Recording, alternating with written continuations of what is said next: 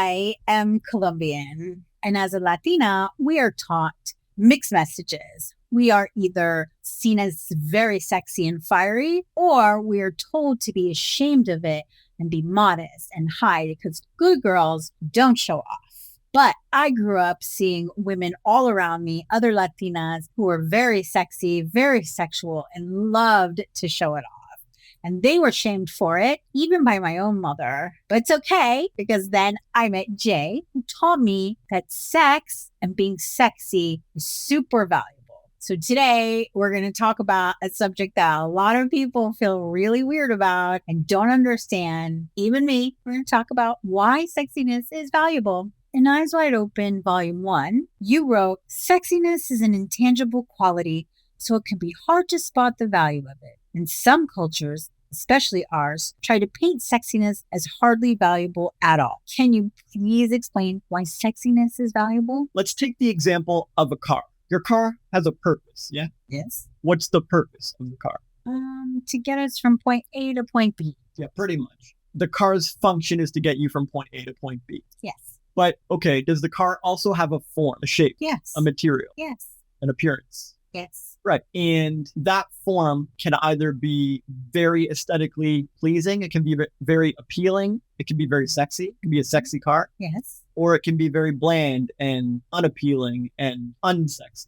Yes. This goes for most things. Most things have a form and a function. Making sense? Yes. Okay. And so if life, nature, the universe, whatever, gives everything a form and a function, do you think it's wise to suck at one of those things?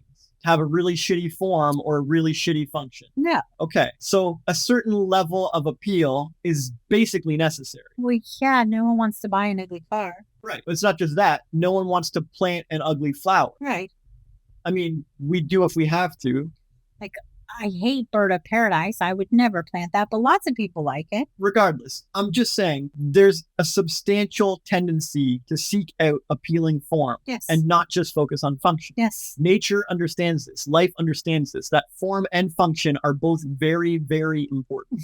Yeah. Okay. So now, are you familiar with the yin-yang symbol, the Tao symbol? Yes. So that timeless symbol has been around for thousands of years, symbolizes the feminine and the masculine in everything. And it symbolizes the form and the function in everything. And when those two things collaborate, then you get true greatness. You get a very whole creation, a very holistic thing. Yeah, like it flows together, right? Exactly. Yeah, okay. Like an octopus has a function, and an octopus also has a form. And that form is the perfect form for that function. And so an octopus might not be considered sexy to most people, Right. but it actually kind of is. And it's sexy to other octopi. Yes. This is what happens when something fulfills its form and function quite well, okay?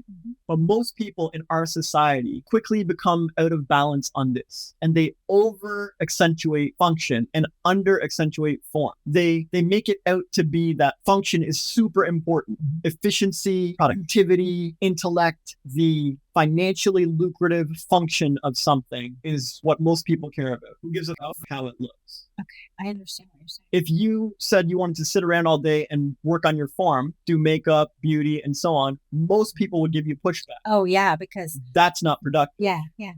So you can see that our modern day society very often leans hard on the function and dismisses or minimizes the importance of form. Yes. But here's the thing. Sexifying the form pretty much always turns into added value. If we go back to your car example, way back in Henry Ford days, cars looked like a box on wheels. They were like some giant clunker thing. And you might get the odd person who appreciates the classics or something, but you wouldn't go out and buy one of those these days. No, they were really not my type at all. Yeah. Yeah. Most people want a sexier car. And the people who don't want one are usually just scared of it. They're scared it's too pricey, high maintenance, someone's going to steal it, yada, yada, yada. Yeah. But they desire it though.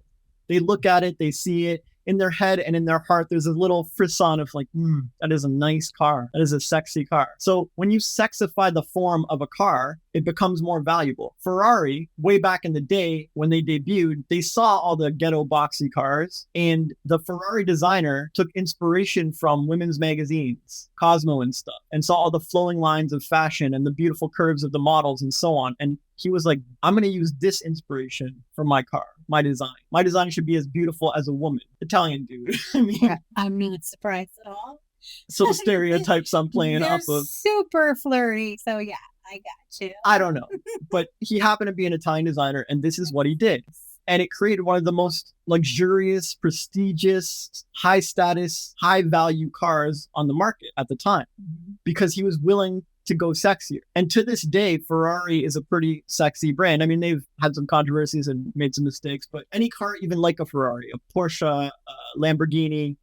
Yeah, these are form and function. Yeah. And they saw the other cars that were just function. They didn't care about form. They just threw some slabs of metal on some round tires and it's like gets you from A to B, whatever. Or they were going for safety, like Volvo. Like it's a tank. And I'm like, yeah, it looks like one too, right? So what would you pay more for? A Ferrari or a Volvo? What do you want in your garage or in your driveway? I'd rather have a Ferrari. Which one makes you look better to your friends? A Ferrari. Which one is higher value? A Ferrari. Yeah. Yeah. Exactly. Same thing when you go to your closet. You open your closet, if there's a bunch of drab things to wear. Yeah.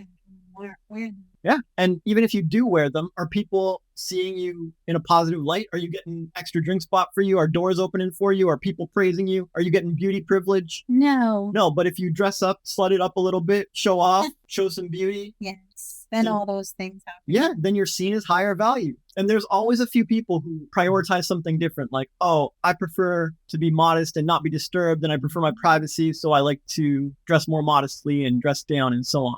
It's like, fine. Okay, so sexy is not that value to you. But this is a small percent of the population. Most people want to be that sexy version. Most people want that sexy car. Most people want that sexy wardrobe, at least to a certain degree. And so deep down, everyone kind of knows that sexy is not valuable. You know it. You just know it. Why the iPhone over another phone? Because it's sexier. It's sexier. And you pay like 4 times as much. Yes, it's true.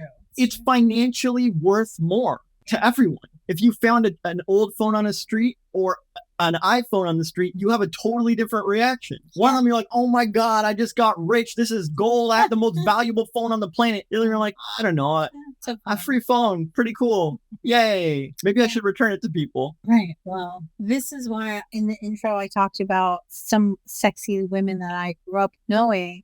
My mom didn't like them. My mother was friends with them. They all hung out together, but they were super sexy. And I gravitated towards wanting to be like them. Yeah, even kids know. Yeah. I want to be around the sexy aunt. Yeah. And I loved when my mom would dress up and like kind of go with that flow with them. But it wasn't very often. And when she was like the boring Volvo, I dismissed it and I didn't want to look like her, be like her, but I did her friends. So yeah, that makes a lot of sense. Yeah, this is the balance, form and function. It's worth putting time and energy and investment into both. And there's no point being scared of either. Even haters know the value of sexiness. Even haters are like, yeah, I guess we have to use it. Or yeah, I get it. Sex sells. It's like, okay, so you're there hating, but you get it. You get it. This is a law of nature. This is life on earth. This is humanity. Like well-crafted forms, appealing forms add a ton of value. And if you're watching this video, is a very high chance that sexiness worked on you, because we create headlines and video titles on YouTube to be as sexy as possible, as titillating as possible, as arousing as possible to the senses. Sexiness is just something that arouses the senses. Usually it's something that arouses the senses in a lustful way or a desirous way. But really, anything can be sexy. A car can be sexy. It doesn't mean people want to have sex with the car. It just means like, damn, that turns me on. Like it revs me up. It, gets my engine going. Like that's my kind of car. Like I'm all about that, right? Yeah, I'm glad you pointed that out. Thank you. It's the same thing. You see a YouTube headline, a video, I could show you 10 titles and you'd be like, yo, that's the sexiest. Yeah. Or you'd see a boring one, you'd be like, yo, man, jazz that up a little bit. Sexify it, turn it up. What is this? No one's going to click on that. And every YouTuber knows it. And YouTube itself knows it. And you can blame the algorithm all you want. That algorithm is driven by human behavior. It is driven by consumers. Every single person clicks the sexier title. That's why everyone does it. It's not rocket science. This isn't some magic secret agenda of YouTube out to get you. They're not trying to turn the world into clickbait. It's their scheme. They're just like, man, people click on this stuff. So we'll boost that in the algorithm, and YouTube creators know it works, and everyone knows it works, and every consumer who complains about it is still clicking on them. Show me someone who clicks bland YouTube titles every day in their feed. I guarantee you won't even find one person. None of us do. Right. We need a sexy title to get our attention. Exactly. Yeah. Something that arouses the senses. A form that arouses the senses. And this is it. If you can arouse someone's senses, you get their attention. And once you have their attention, you can do a whole lot of stuff. That attention, that hook is key. And you don't get that with some like steaming turd on a plate or whatever. Actually, that might get attention, but you get my point. Yeah. That would get the wrong kind of attention. Well, and people would run in terror. If you're offering a girl on a plate, a hot girl in a bikini, or a steaming turd on a plate, nobody wants that. They want the hot girl on the plate. I'm saying it's a gimme, and it's hardwired in our DNA. Like if we call this podcast an intellectual dissertation on the value of sense arousal. I already fell asleep. Yeah, no one's clicking it. Seriously, they're not. Yeah, that's true. If we call it juicy, seductive confessions on the power of sexiness. I'd click on that. Yeah, because it's full of sexy words. Yeah, it's true. It's very true, yeah. Now, I'm not trying to turn everything everyone makes into some scandalous Playboy photo. There are levels of sexiness, and you can go overboard, or there can be things that are poorly timed for a certain setting or environment. Mm-hmm. But no one's even close to that line. It's not like, oh my God, we're living in a Playboy utopia on everywhere I go. No one's even close. We're way more repressed than we are expressive about this. Agreed. So that's not a thing. Like, that's not what we have to worry about. When people bring that up, I'm like, y'all know we repressed enough, right? Like, you're missing out on the value of form, on the value of sexiness, on the value of attention. You are way too focused on function and efficiency and productivity. And you need to give way more attention to aesthetics and form. Like, we're way out of balance, okay? So if we ever get to that, like, crazy Playboy land, then you can start getting bent out of shape about it. Yeah, when life becomes one giant orgy. Yeah, okay, fine. Then we can pull it back. But I don't, that's really not the issue with society. Agreed. It might be the issue with some small neighborhoods in LA. That's it. Like, no one else has to worry. And as a final personal example, our podcast, we've grown pretty well in the last 5 months since it started. But let's be honest, I'm not the pinnacle of sexy. If I looked more like Brad Pitt or George Clooney, people would be sharing this episode. They'd put me on mute and still be sharing this episode just to show their girlfriends and stuff. And that's fine. I can work on it. I can turn up the sexy. If we had a sexier studio, more polished, more whatever, better audio, people would be like, damn, that is a sexy sounding voice. I can listen to this as ASMR. But, you know, do I have an ASMR voice? Do you? Can we practice it? Refining or polishing any of these aspects of the form of our podcast adds value and gets more attention and gets more shares. Like, I cherish every subscriber we have, and I'm so grateful, and I want to hug every single one of them. But I bet anything we get more shares with a sexier, more polished form. Sure.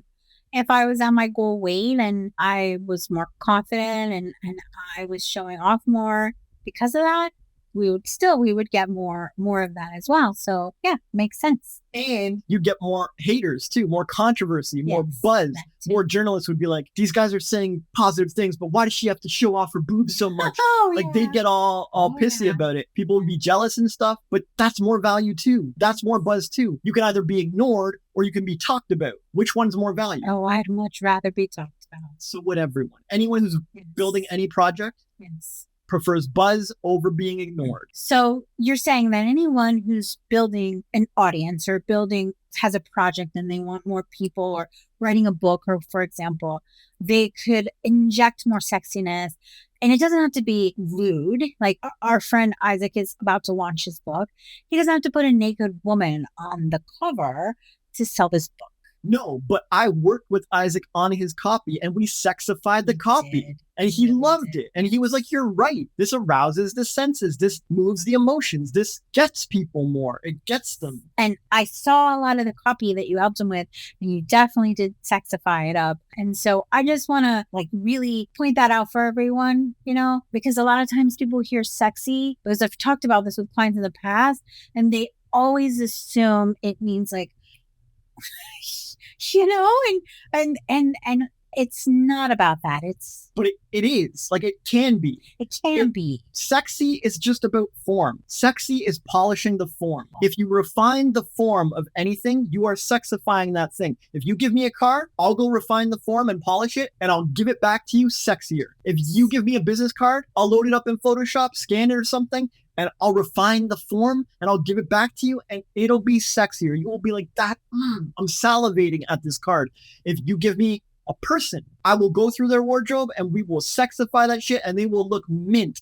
And I'm not just going to force them all to be scandalous. I'm going to work with what suits them and what's comfortable. Yeah, but we're going to look to broaden some horizons. We're going to look to push a little bit. We're going to look to sexify it because everyone has room to polish and refine their form. And most of our society doesn't even bother.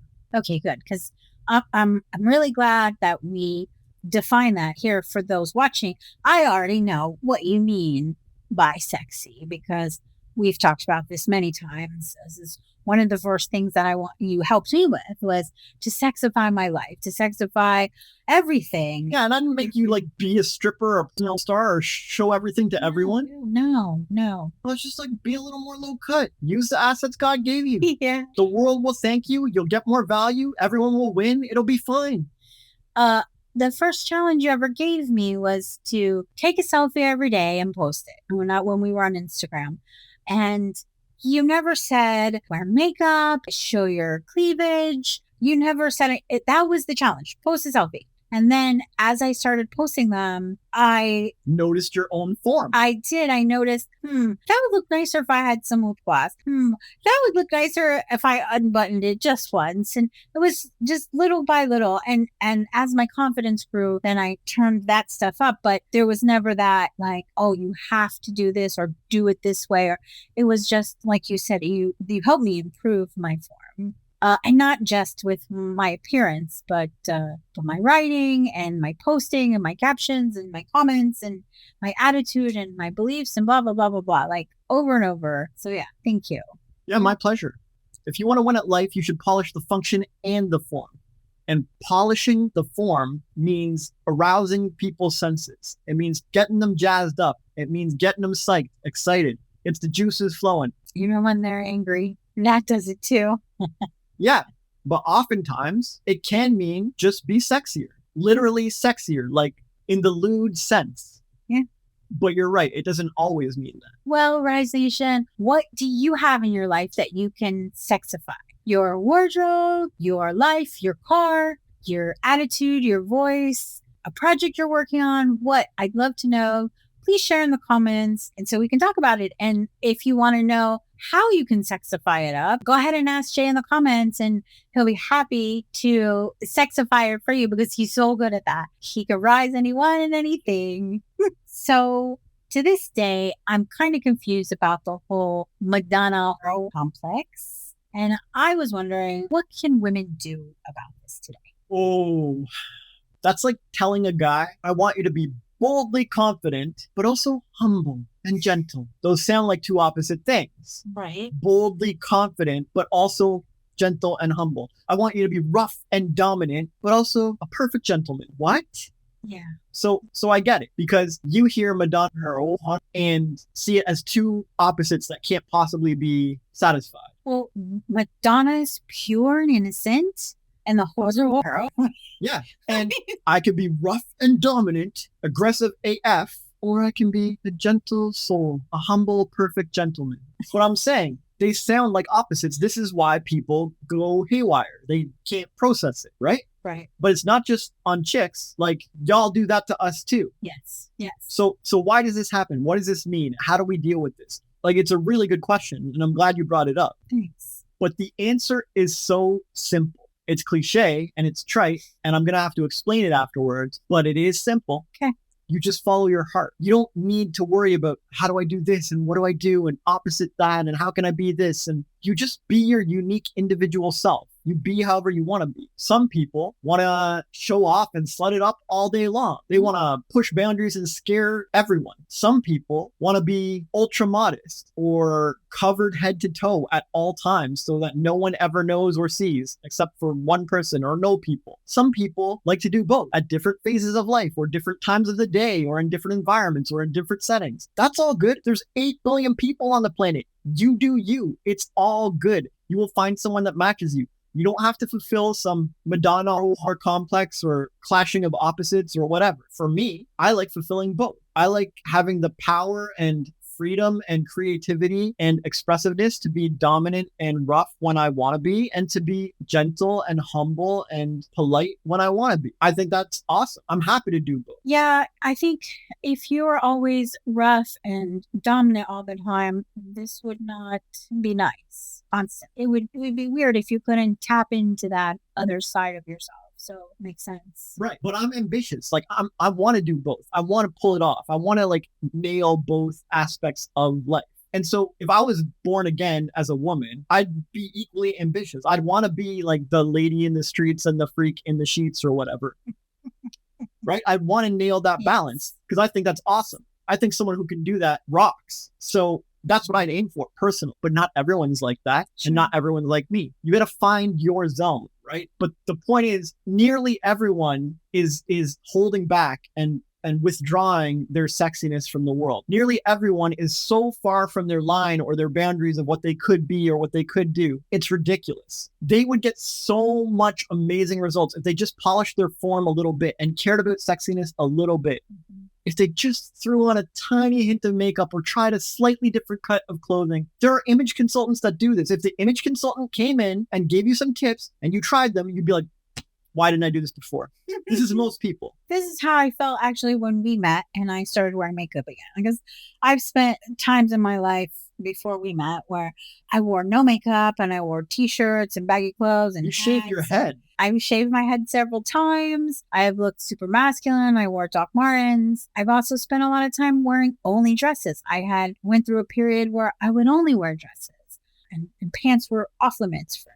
So when we met and I was in that stage of covering up and wearing hats all the time and like ball caps all the time and not feeling or looking very feminine, by working on one part of my form, it made me expand to other things. So yeah, that's pretty cool. And like, I know there's going to be someone saying, well, I hate makeup.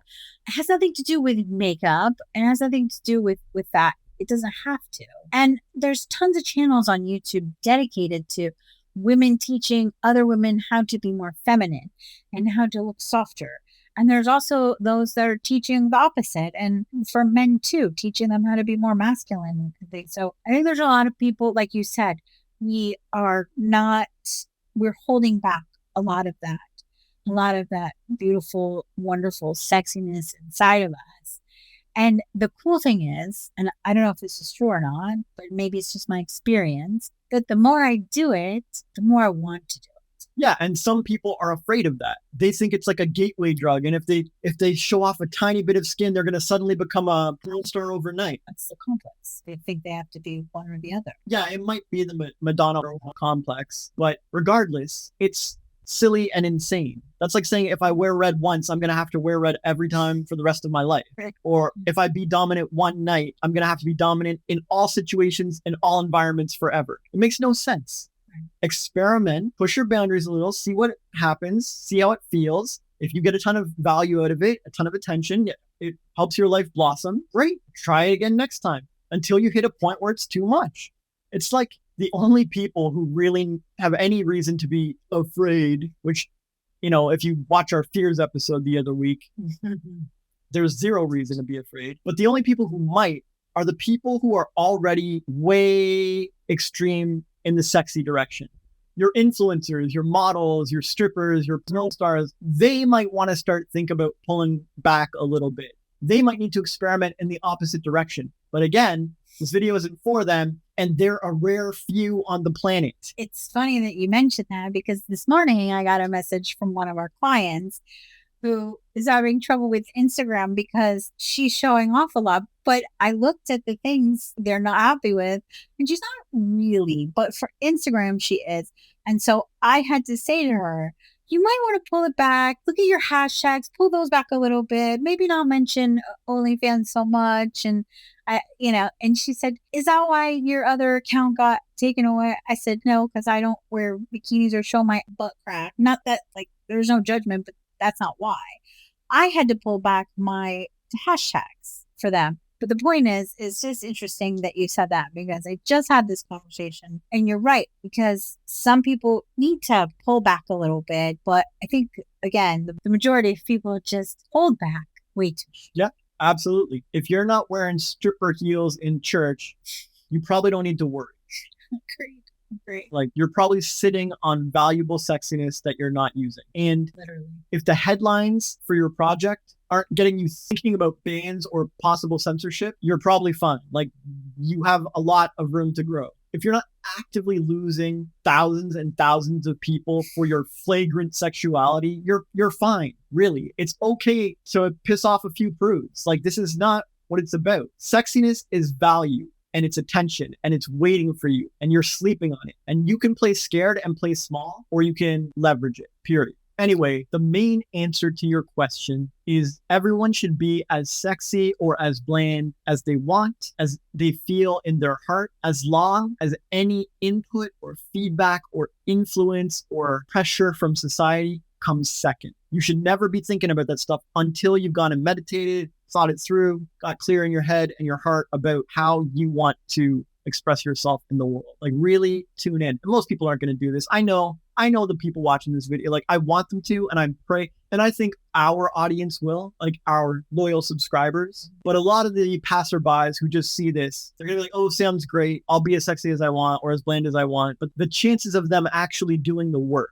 and practicing and taking the introspection time and the isolation time to figure out what that is for them is pretty slim. But I hope they prove me wrong. Well, I think a lot of people, and I could be wrong, hold this back out of fear of judgment and what other people will think. I don't want to be called a slut. I don't want to be called a show off. I don't want people to say I try too hard.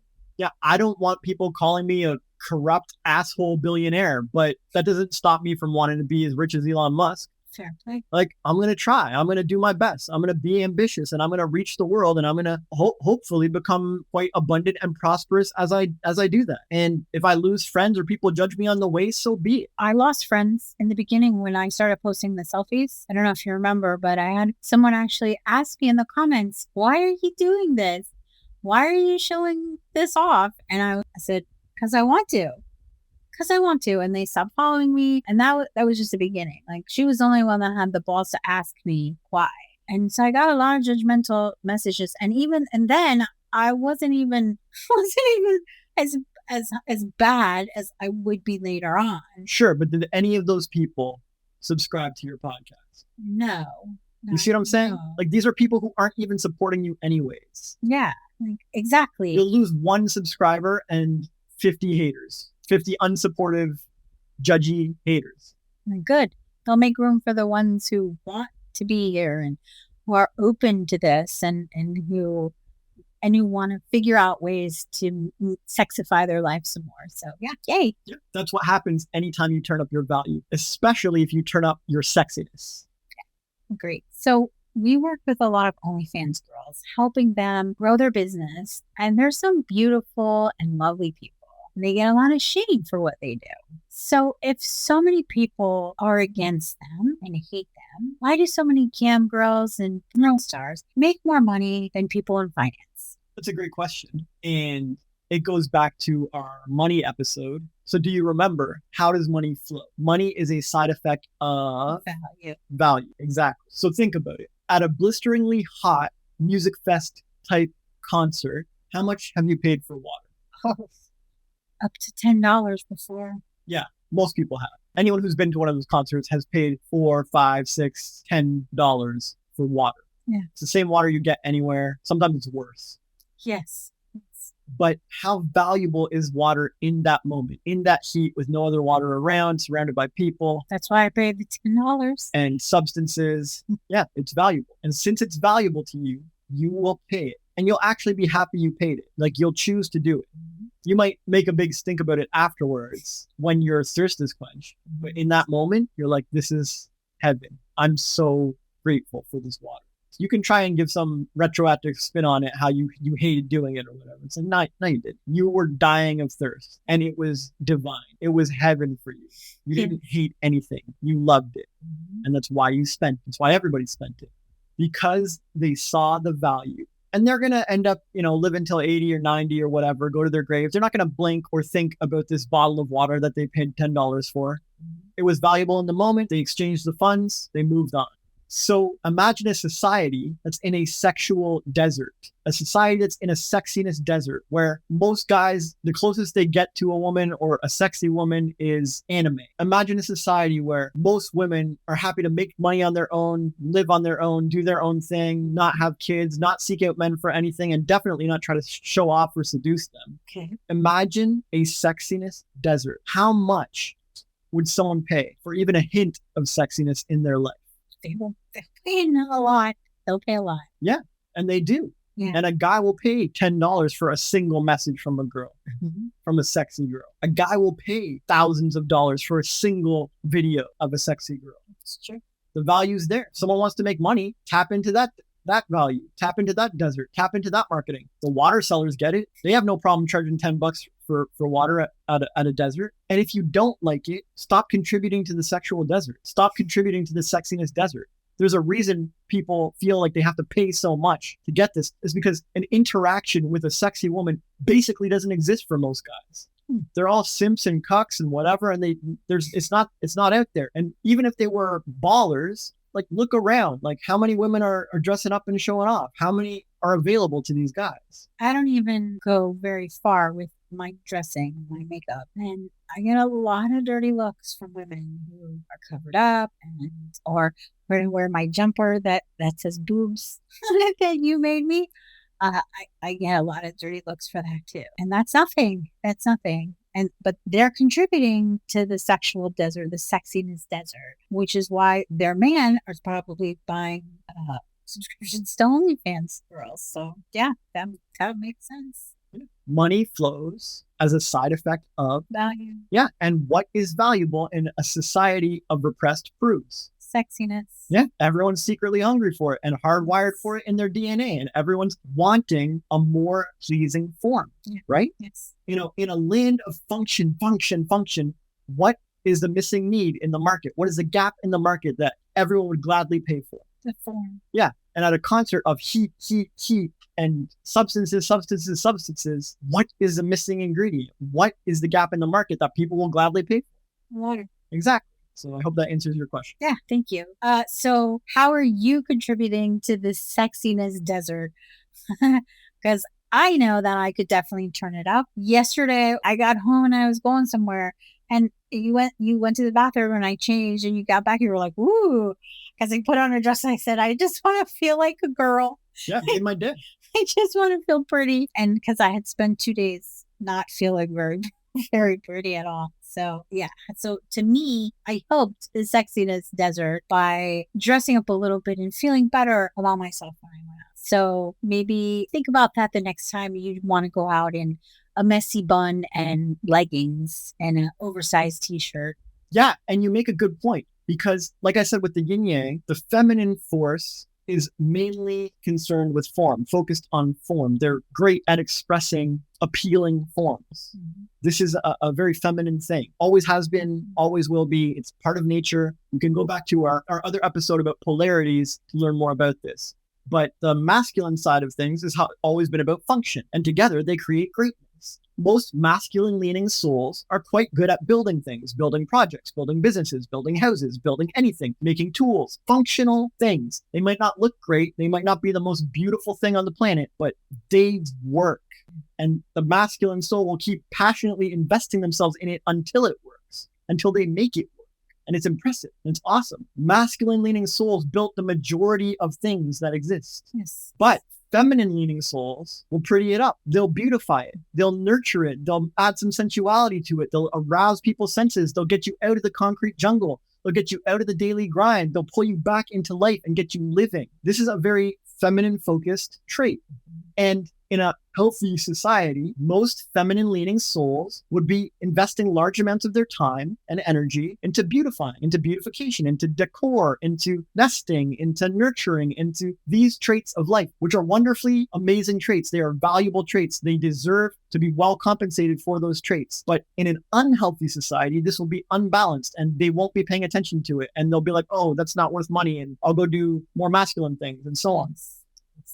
Whatever, like everyone has to find their own place and do their own thing. But I'm just saying, nature gave feminine leading souls a certain strength, a very powerful, very valuable strength. In fact, we just talked about how valuable it can be. Yes. And nature gave masculine leaning souls their strength, which is more function focused and efficiency focused and building focused. And that's a wonderfully valuable strength as well. And I think people would be absolutely amazed if they started leaning on their strengths more. Just admit it. Yes, I'm kind of a feminine leaning soul. I can feel it in my heart. I've been called to it. It's calling me and I keep resisting it. You know what? I'm going to give in. I'm going to invest my time in this. I'm going to sexify things. I'm going to add a little more sexiness to my life. I'm going to focus on these feminine strengths and I'm going to make time for them in my day. And masculine leaning folks could focus on building something great and stop worrying about looks and worrying about image and worrying about all this stuff. You can take care of that later, but go build your shit. Like, create something great. Yeah, people would be blown away at the amazing results they'll get in their life by leveraging their strengths. I agree. Yeah, I didn't mean to distract from your question because it was a good question. Rise Nation, what are you doing to either contribute to the sexiness desert or to soothe the sexiness desert? So it's like we said before, that sexiness isn't just about sex. We do know that sex sells. So why do so many companies stay so far away from anything that even hints at being sexy? Oh, great question. Again, they could just refer to the fear episode last week because it really just comes down to that. I mean, there are a few companies, I imagine, who are staying away from that stuff for good reasons. It's part of their founders' values and they are on earth to be a modest type of person or something. And so they run a modest company.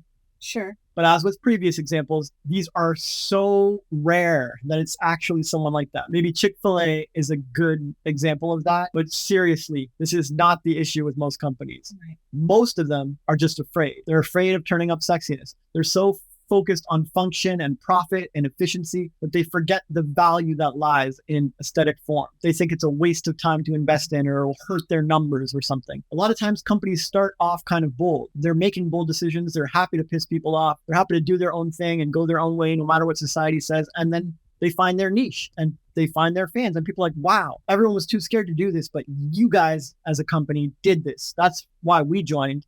And then they lose their way and they forget their roots and they stop becoming bold, especially when they start tracking data and clicks and numbers and they focus on quarterly reports and pleasing the shareholders. And all of a sudden, that's all they care about. And that's their whole focus. And they think if they ever lose any significant chunk of people that the world's ending and they need to backpedal and backtrack and go the other way.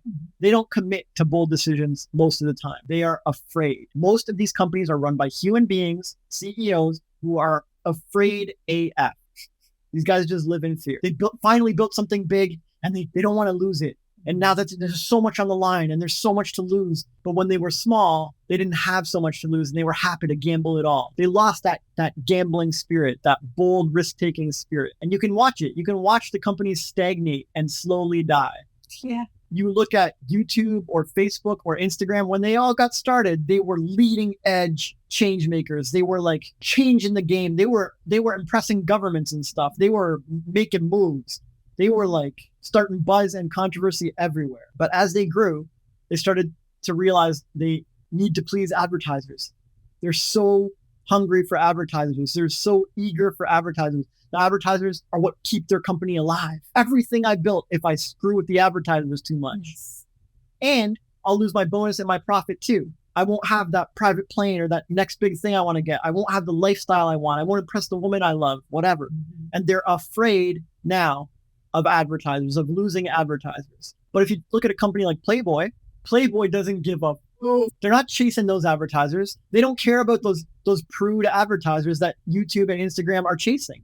It's not their demographic. They don't care about it and they're not afraid of losing it. And so since they're not afraid of losing these prudish advertisers, They can make any decision they want, show off whatever they want. They don't have to censor anything. They can be as sexy as they want. Now, this might stop them from growing as big as Facebook, but since they're not so obsessed with growth and constantly chasing profits and all that stuff, they're not compromising their values every 2 seconds. They're not making decisions out of fear every 2 seconds. In fact, I think the son took over for a while and he was afraid. He wanted to chase profits and he thought Playboy could grow bigger if they started playing Facebook's game, going for advertisers. Right. So if Playboy went non-nude for a while, playing the exact same game as Facebook, Instagram, and YouTube. They were trying to get the advertisers, chase the advertisers. Yeah. I'm glad they reversed that. Me too. Because then the world would have even less sexiness than it already has. Yeah, that's true. Like it would get to the point where I'm not allowed to see boobs anywhere. Like it would just be a giant concrete jungle of efficiency, profit, and advertisers. We would censor everything. Right. Like we're close to there. Well, Instagram is headed that way. That our client who was talking about, that was Instagram. They deleted 25 of her videos today because they are not having it. She showed some skin. Yeah. Yeah. So whatever. My point is, you can see when a company is afraid, and you can see when a company is bold and confident and daring. And you can see which companies are desperate to reach the largest possible audience and take over the world. So they will gladly stop all sexiness and censor every word that you utter, all in the name of the almighty dollar and growth. And you can see the companies who are more niche and they're like, we're just going to do our thing and we're not obsessed with growth and world domination. And we're just happy to contribute something to the world. The world needs a little sexiness. So Playboy is going to be that. Yeah. And you can see what happens when they try to go a different direction, when they try to go the fear-based direction and court the advertisers. Yeah, that usually doesn't work out for them. Yeah. So, and you can see that in other instances with like Bud Light right now and other companies. Yeah, that's basically it. Most of those companies are making decisions out of fear. And I would gladly, happily sit across the table from any of those CEOs and have them convince me otherwise. No, let's talk it out, man. I'm open. I can listen if you got a better reason, if a real reason, if it's not for profit, it's not for shareholders, it's not for fear, it's not for your desperate, obsessive world domination. And instead of just trying to create a better world and a better life, show me. But they wouldn't. They wouldn't sit down and have this discussion with me because I'd destroy them. So, Rise Nation, if one of your favorite brands, if they started to sexify themselves up, would you leave or would you remain brand loyal, or would it make you to be even more loyal and share them and show off your favorite brand being more sexy? I'd love to know too. And not just lewd, if they just have sexier headlines or something. Yeah. Some people and companies are more comfortable with violence, explosions, and death. And they're happy to express that in their materials, their news feeds, their everything, than they are with physical beauty, human connection, sensuality, sexuality, etc. And that's fine.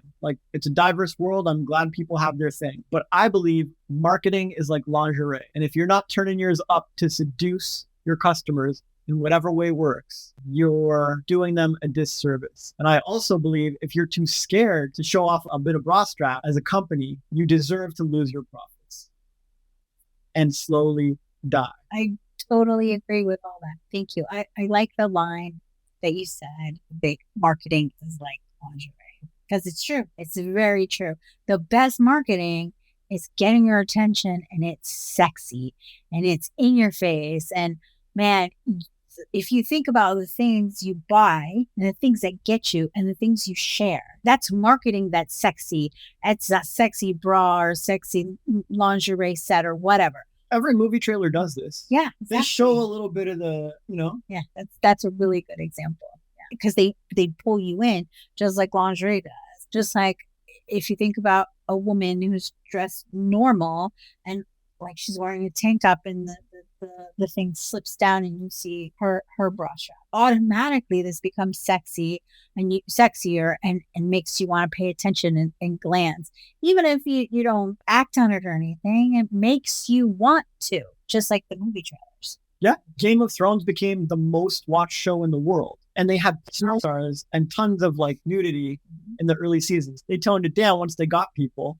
And when they had investors to appease and they didn't want to go too far and they wanted to lose viewers. Yeah, they wanted to reach more people, but they used it and it worked. 50 Shades of Grey was the top selling book of all time or something. because the world is sexually repressed and they will pay out the nose for this. Everyone on the planet sees sexiness as valuable, except for like 5 people or something, but they all claim and pretend that they hate it. It's true. And like, to go back to the 50 Shades, it's a horribly written book. The woman cannot write. However, Sexiness wins. It touched a nerve because nobody else was putting that out there. All the books, like I have some books like that before, like The Story of O. That's old school fantasy, like not really reality. People are hungry for something new. Yeah, that's great. Thank you so much. So the word bimbo is used to describe someone as sexy and dumb. But I'm a bimbo and I'm definitely not dumb. So why are women either seen as dumb and sexy or smart and ugly? Yeah, it's a good question. The answer is really just mental shortcuts. Mental shortcuts, extremism, or stereotypes. So why are stereotypes created in the first place? To define people so people know what you're talking about, who you're talking about. Yeah, not just people. You can have stereotypes about vegetables or something. Yeah, yes. So it's a way to describe things and people. Yeah, stereotypes are a quick mental shortcut to put something in a box and move on with the conversation or life or your thought process or whatever. Yes. Right. But what happens in life when you take shortcuts, cut corners? That's not good. It can work sometimes, but for the most part, if you're cutting corners and taking shortcuts, especially with other human beings, you're doing them a disservice. Yes. And so most stereotypes aren't super loving. No. Even if they're based in some reality or they came around for a reason. Mm-hmm. But even though we sort of know stereotypes aren't really super great, we still often use them to get by.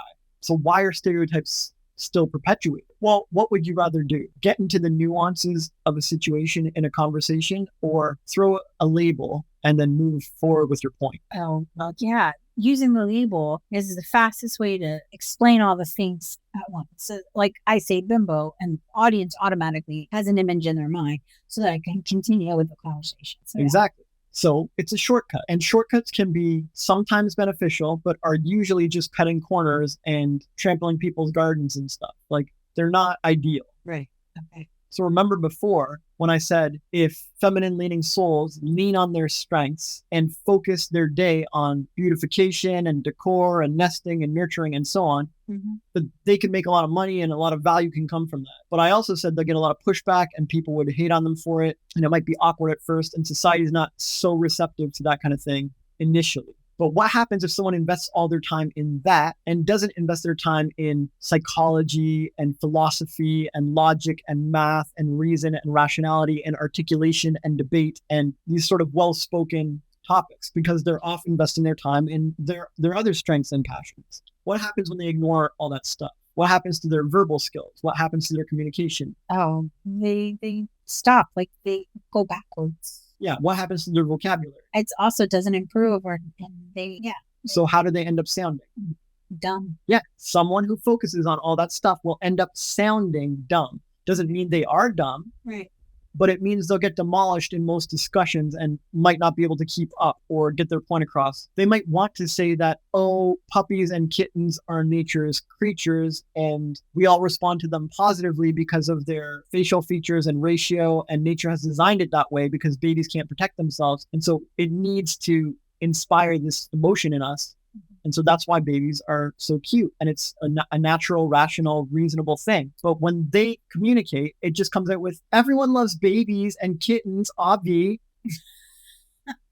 But they're making a good point. Yes. But it sounds dumb and they get dismissed and written off as a stereotype simply because they spent time focusing on their thing. And they like to express in a more sense-oriented way. And they don't really have time or focus for reason and rationale and logic and articulate discussion and debate. Fair. But I don't see them as stupid or dumb. No. And I don't hate on them for their choice of what to focus on. And I'm not mad or holding them to my standard of communication and articulation.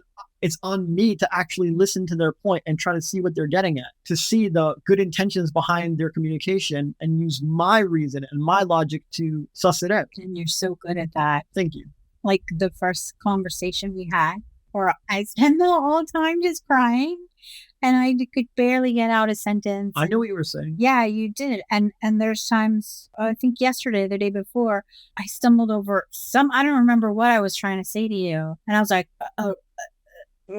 and you like said whatever it was that I was trying to say, and I said, thank you.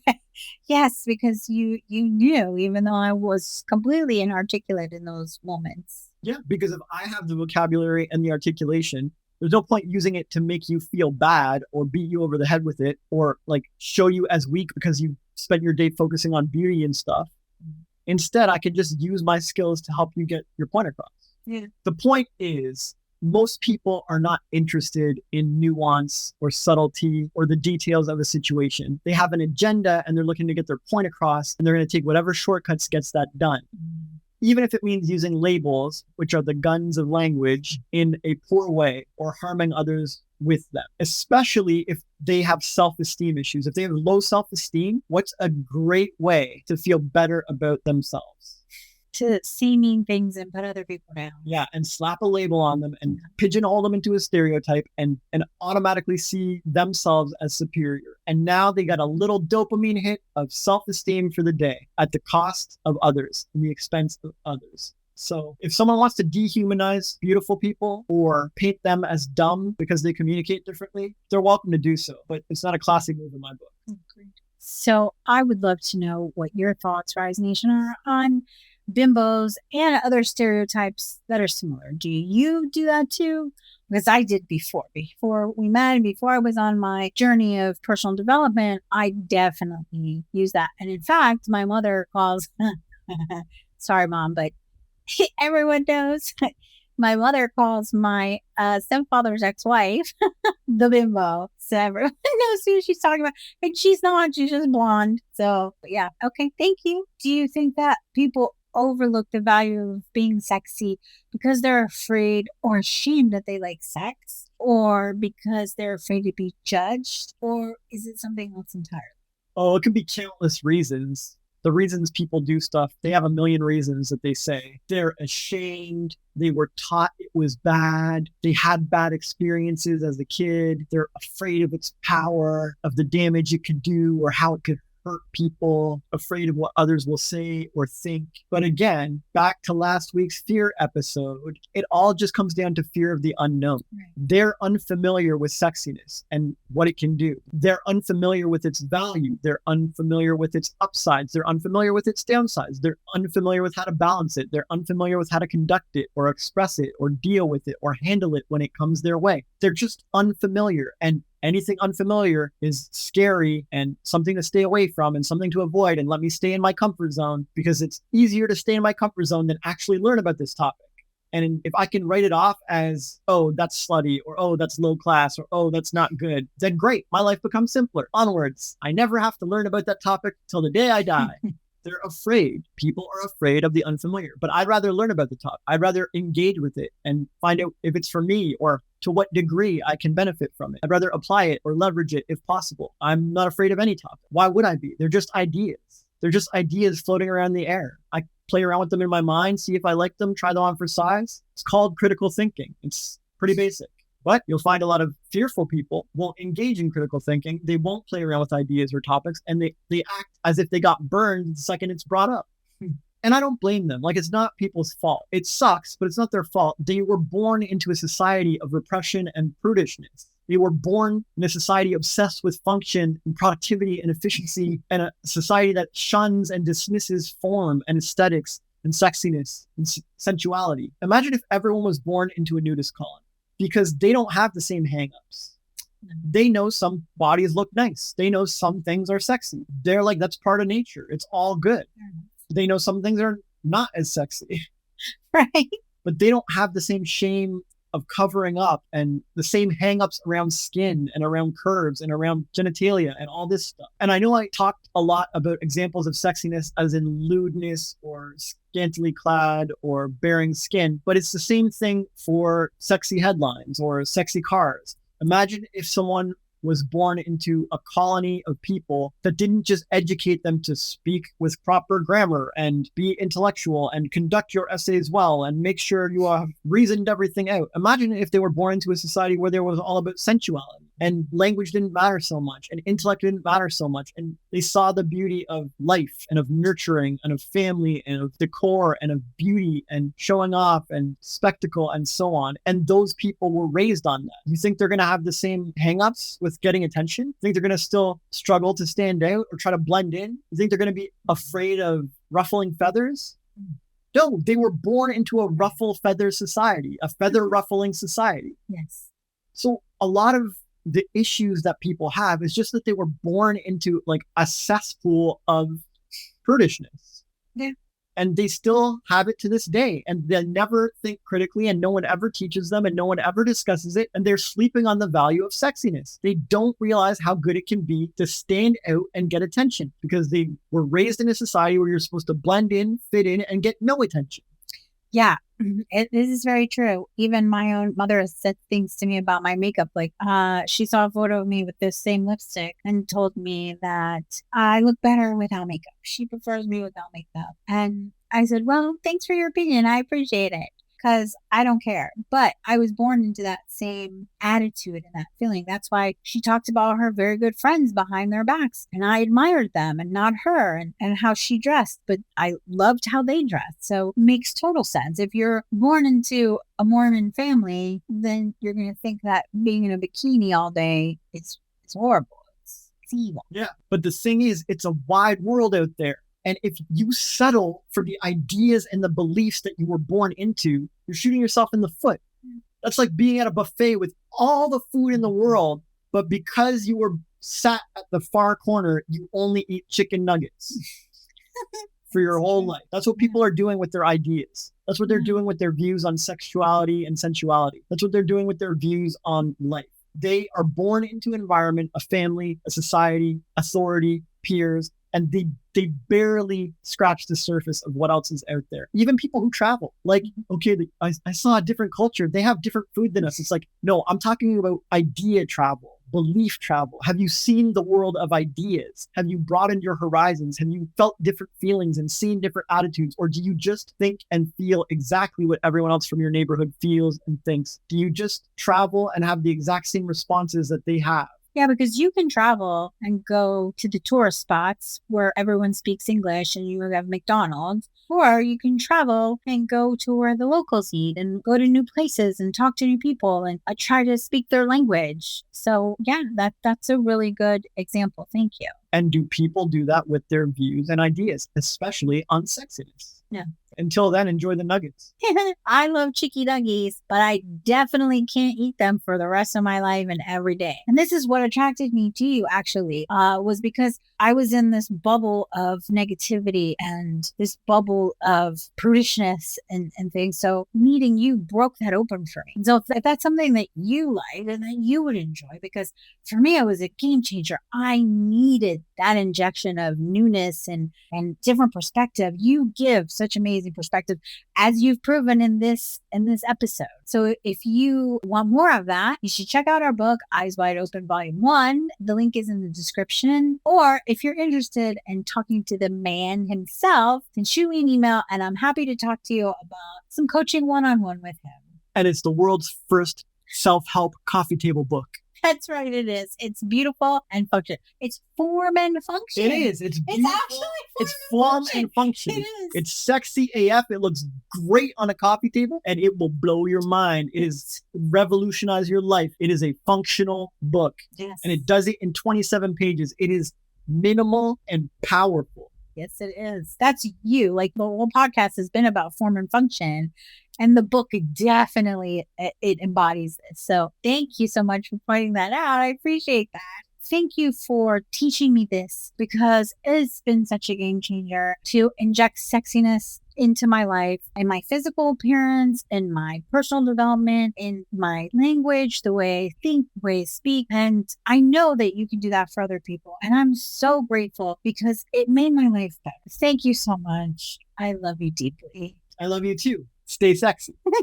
Yes. Okay, so do you have anything that you want to share your final thoughts with our wonderful audience? Yes. I love function and I love form. I love efficiency and I love radiance. I love masculine leaning things and I love feminine leaning things. I love both sides of the yin yang, the Tao symbol. And I'm not going to hide my love of sexiness. I love sexy things in every area of life. I don't want to live in some bland, boring, boxy, concrete jungle of intellect where everyone's focused on function and no one gives a shit about form. I want to live in a world of color and life and vibrance and sensuality, and a world where people care about form and put love into it and invest into it. And outside of LA or Amsterdam, I don't meet a whole lot of people who are comfortable with sexiness, but it was never meant to be this way. We're all born into miraculous bodies, human bodies full of value. And one of those values is our sexiness, is our opportunity to refine and polish our aesthetic form. And the same goes for every other area. We can polish the form of our headlines. We can polish the form of our houses. We can polish the form of the food we prepare. Sexiness is valuable. Sleeping on that value will keep you small, stagnant, and limit your growth. Leveraging that value will help you turn up, blossom, and truly grow. The choice is yours. But most people let society make that choice for them by default instead of listening to their heart. And remember, you can experiment with sexiness without turning into a world star overnight. You can experiment with sexiness without sleeping around with thousands of people. You can experiment using baby steps at a pace that suits you. Is it possible that your heart is telling you to experiment with a little more sexiness in your life or work or relationship? Only you know. But I truly hope it is, because a world with even slightly more sexiness sounds divine to me. And that's why our book and this podcast is called Eyes Wide Open. Keep rising.